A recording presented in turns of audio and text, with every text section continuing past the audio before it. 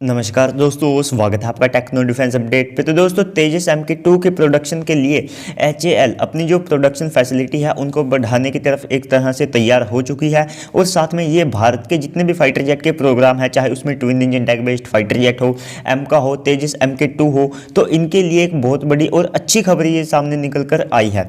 तो चलिए दोस्तों, अपनी वीडियो को शुरू करते हैं। लेकिन उससे पहले अगर आपने चैनल को सब्सक्राइब नहीं किया है तो प्लीज़ चैनल को सब्सक्राइब कर दीजिए, साथ में बेल आइकन को दबा दीजिए ताकि आपको ऐसे ही डिफेंस से रिलेटेड जितनी भी वीडियोस है वे मिलती रहे। तो दोस्तों, एरो इंडिया 2021 में तेजस MK2 का जो फ्रीज डिज़ाइन मॉडल स्केल है उसको दिखाया जाएगा, जो कि एक तरह से लास्ट स्केल मॉडल होगा, क्योंकि इसके बाद सीधे तेजस MK2 की मेटल कटिंग सेरेमनी होगी। और दोस्तों, ये जो मेटल कटिंग सेरेमनी है ये आपको मार्च या अप्रैल के मंथ में देखने को मिलेगी। और इसके 18 मंथ के बाद 4 तेजस MK2 फुल प्रोटोटाइप आपको देखने को मिलेंगे। और अप्रैल में ये जो मेटल कटिंग होगी और इसी के हिसाब से जो 18 मंथ है, अगर आप इन्हें कैलकुलेट करते हैं तो जो ये 4 प्रोटोटाइप है ये 2022 में अक्टूबर के मंथ में एक तरह से रेडी होंगे। और अब जो भारतीय वायुसेना है वे भी 170 तेजस MK2 के लिए अपनी जो कमर है उसे कस चुके हैं। तो अब देखा जाए तो जो 83 तेजस मार्क 1A की जो डील है उससे पहले ही जो HAL है वो जनरल इलेक्ट्रिक्स को 100 से ज़्यादा इंजन का जो ऑर्डर है उसे प्लेस कर चुकी है, जो कि एक तरह से अच्छी बात है, जो कि प्रोग्राम से एक तरह से पहले ही चल रहा है। और दोस्तों, इसके बाद अब HAL अपनी जो प्रोडक्शन कैपेबिलिटीज़ है उनको लेकर भी सीरियस हो चुकी है, क्योंकि लगातार तेजस MK2 को लेकर और साथ में जो HAL है और उसका जो प्रोडक्शन रेट है उसको लेकर जो खबरें हैं वे सामने निकल कर आ रही है, जैसे कि मेटल कटिंग सेरेमनी और उसके बाद जो 100 इंजन का ऑर्डर प्लेस किया। और इसी के साथ अब जो प्रोडक्शन फैसिलिटी है तेजस MK2 के लिए उसको भी HAL एक तरह से बढ़ाने वाली है, क्योंकि दोस्तों 170 फाइटर जेट का ये जो ऑर्डर है ये वाकई में बहुत ज़्यादा बड़ा है। और ये जो तेजस MK2 है ये 2022 से 23 में आएंगे और इसी के साथ वे सीधे प्रोडक्शन स्टैंडर्ड के लिए एक तरह से रेडी होंगे। और दोस्तों, जो प्रोडक्शन रेट है उसके लिए HAL जो उनकी नासिक में असेंबली लाइन है उसको बढ़ाने के लिए एक तरह से तैयार हो चुकी है, जो एक साल में 5 एयरक्राफ्ट को रोल आउट करने में सक्षम है। और इसके बाद आप सबको पता है कि जो भारतीय वायुसेना है उनका फ्रंट लाइनर फाइटर जेट जो कि सुखोई 30 MKI उसका जो प्रोडक्शन है वो जल्द एक तरह से बंद होने वाला है, क्योंकि अब केवल 12 एयरक्राफ्ट का ऑर्डर HAL के पास अब मौजूद है। तो इसके बाद हमारे जो सुखोई 30 MKI की प्रोडक्शन लाइन है उसका इस्तेमाल भी हम हमारा जो तेजस MK2 है उसके प्रोडक्शन के लिए कर सकते हैं। तो दोस्तों, बेंगलोर में जो 16 एयरक्राफ्ट एक तरह से आ सकते हैं, क्योंकि इतनी कैपेबिलिटीज वहां पर रखते हैं, यानी कि नासिक से 5 और साथ में बेंगलुरु से 16 एयरक्राफ्ट, तो 21 एयरक्राफ्ट ये टोटल हो गए। तो एक साल में HAL 21 एयरक्राफ्ट एक तरह से प्रोड्यूस करने में सक्षम होगी। और दोस्तों, इसी के साथ मैंने इस टॉपिक पर एक वीडियो भी बनाई थी, वो अपडेट भी सीधे HAL की तरफ से आई थी, जिसमें उन्होंने बताया था कि वे एक साल में 21 एयरक्राफ्ट को एक तरह से रोल आउट करने में सक्षम है। तो दोस्तों, अब 2027 तक भारत के पास 28 एयरक्राफ्ट को रोल आउट करने की जो प्रोडक्शन फैसिलिटी है वो अवेलेबल होगी। और साथ में 28 एयरक्राफ्ट पर ईयर तभी होंगे जब इंडियन एयरफोर्स तेजस MK2 के लिए 170 एयरक्राफ्ट का ऑर्डर देती है, जो कि एक तरह से तय भी है। अगर ये जो संख्या है ये 170 से कम होती है तो प्रोडक्शन रेट भी एक तरह से कम हो सकता है। और साथ में तेजस MK2 के लिए प्राइवेट सेक्टर को देखिए, तो देखिए दोस्तों, जो तेजस MK2 का इंजन है वो तो आप सबको पता है कि अमेरिका की तरफ से आएगा, जिसमें जनरल इलेक्ट्रिक्स का F414 इंजन लगेगा, जो कि 98 किलोन्यूटन की जो थ्रस्ट है उसे जनरेट करता है। और दोस्तों, जो बाकी की सप्लाई चेन है वो भारत के जो प्राइवेट सेक्टर है उनके हाथों में रहेगी। जो असेंबली लाइन है केवल HAL उसको एक तरह से लीड करेगी। और दोस्तों, इसके बाद जो HAL है उनके पास क्वालिटी तो है, आप देखिए HAL ने तेजस बनाया, आज तक एक भी तेजस क्रैश नहीं हुआ है, पर उनके पास जो प्रोडक्शन रेट है वो नहीं था।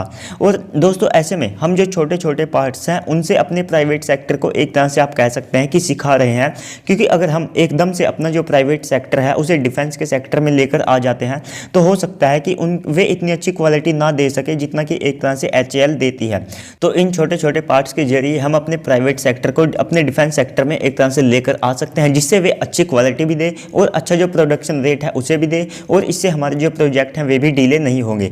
और दोस्तों, अब बात रही हमारे प्राइवेट सेक्टर की कैपेबिलिटी की, तो देखिए दोस्तों, भारत के पास PPE किट नहीं थी और साथ में बुलेट प्रूफ जैकेट भी नहीं थी, और इसके बाद जो मास्क है मास्क तक अवेलेबल हमारे पास नहीं थे। लेकिन आज आप देखिए, जैसे ही हमारा प्राइवेट सेक्टर इसके लिए आगे आया तो आज भारत दुनिया का नंबर 1 PPE एक्सपोर्टर देश है। और साथ में जो 1 लाख बुलेट प्रूफ जैकेट है वे टाइम से 4 मंथ पहले ही हमारी जो सेना है उनको को दे दी गई। और जियो जो कि 4G नेटवर्क में सबसे लास्ट में आया था, लेकिन उसने ही भारत में सबसे ज़्यादा 4G नेटवर्क को सबसे ज़्यादा तेज़ी से एक तरह से फैलाया। और दोस्तों आज हमारे पास इतने ज़्यादा मास्क हो चुके हैं कि लोग घर के लिए अलग मास्क रखते हैं और साथ में बाहर जाने के लिए अलग। तो हमारे जो प्राइवेट सेक्टर है उनके पास कैपेबिलिटी है, तो अब बस ज़रूरत है तो वो है उन्हें एक तरह से सिखाने की। और दोस्तों साथ में जो आप देखिए जो नेवी के और साथ में जो आर्मी के प्रोजेक्ट होते हैं, आप देखिए आर्मी के जो प्रोजेक्ट होते हैं वे कम कॉस्टली होते हैं और साथ में जो नेवी के प्रोजेक्ट होते हैं वे बहुत ज़्यादा महंगे होते हैं। लेकिन हम उन्हें किस तरह से मेंटेन कर रहे हैं, क्योंकि हमारे पास उनके लिए टेक्नोलॉजी आ चुकी है। जो हमारे DRDO है उन्होंने प्रोजेक्ट 75I के लिए एक तरह से आज 18 प्रकार के अलग अलग फिल्टर एक तरह से हैंड ओवर किए हैं। और इसके बाद जो प्रोजेक्ट 15B क्लास का डिस्ट्रॉयर है उसे भी इस साल नेवी में शामिल कर लिया जाएगा। और इसके बाद जो INS अरिघट है उसको भी इसी साल एक तरह से जो हमारी नेवी है उसको हैंड ओवर कर दिया जाएगा। तो आप देख सकते हैं कि आर्मी के जो प्रोजेक्ट होते हैं वे तो कम कॉस्टली होते हैं, नेवी के प्रोजेक्ट हैं वे बहुत ज़्यादा कॉस्टली होते हैं, लेकिन उनके लिए हमारे पास आज की तारीख में जो टेक्नोलॉजी है वो अवेलेबल हो चुकी है, तो उन्हें भी हम बड़ी अच्छी तरह से जो मेंटेन है वो कर रहे हैं। लेकिन भारत के पास जो फाइटर जेट है उनके लिए कुछ खास टेक्नोलॉजी नहीं थी। भारत ने बहुत देर से जो फाइटर जेट के प्रोग्राम है उनके ऊपर काम करना शुरू किया। और साथ में जो भारतीय वायुसेना है या किसी भी देश की वायुसेना है, तो इनके सबसे पहले तो जो प्रोजेक्ट होते हैं वे बहुत ज़्यादा कॉस्टली होते हैं और साथ में इनके लिए एकदम से स्किल्ड वर्कर चाहिए होते हैं। और आप देखिए भारत में अभी कुछ साल पहले जो स्किल सब्जेक्ट हैं वे आए हैं जो स्कूल है उनमें, और इसके बाद जो प्रोडक्शन रेट है उसके लिए चाहिए होता है प्राइवेट सेक्टर। तो हमारे प्राइवेट सेक्टर को हमारे डिफेंस सेक्टर से दूर रखा गया। तो चलिए दोस्तों, आखिरकार देर आए दुरुस्त आए, तो हमारी जो HAL है वो अपनी प्रोडक्शन फैसिलिटी को बढ़ाने के लिए पूरी तरह से तैयार हो चुकी है। और साथ में जो HAL का जो शेड्यूल है वो भारत के AMCA twin engine deck based fighter jet, और साथ में अगर भारत ओरका पर भी काम करता है तो उनके लिए है। तो इस तरह से जो HAL है वो अच्छा वर्कअप देना चाहती है और साथ में जो प्रोडक्शन फैसिलिटी है उसको भी एक तरह से बढ़ाने के लिए वो रेडी हो चुकी है। और इसमें हमारा जो प्राइवेट सेक्टर है वो भी एक तरह से आने वाला है, जिसमें पूरी सप्लाई चेन प्राइवेट सेक्टर के हाथों में रहेगी। जो केवल असेंबली लाइन है वो HAL के हाथों में रहेगी।